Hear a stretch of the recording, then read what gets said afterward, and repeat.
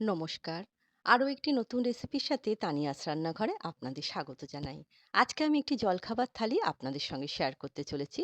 জলখাবার থালিতে রেখেছিলাম রুটি, তার জন্য আমি রুটি তৈরি করে নিচ্ছি। এবার রুটিগুলো সেঁকে নেব। দেখুন ফুলকো ফুলকো রুটি আমি সেঁকে নিলাম। এবার থালার মধ্যে নিয়ে নেব দুটো রুটি। রুটির সাথে খাওয়ার জন্যে তৈরি করে নেব মুসুরির ডাল। তার জন্য একটা সসপ্যানে জলের মধ্যে আমি মুসুরির ডাল ধুয়ে দিয়ে দিচ্ছি। এর মধ্যে স্বাদ অনুসারে নুন দিয়ে ডালটা সেদ্ধ হতে দেবো।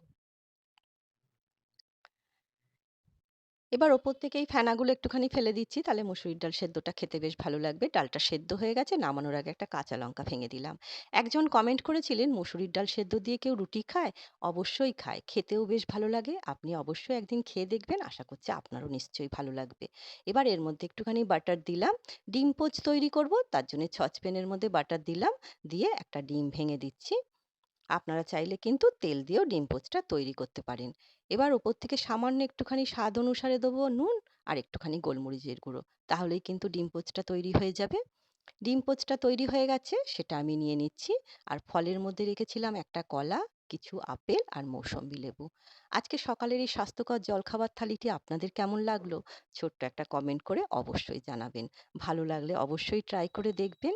আজ তবে এই পর্যন্তই। দেখা হবে পরের একটি নতুন রেসিপির সাথে। সবাই সুস্থ থাকবেন, ভালো থাকবেন।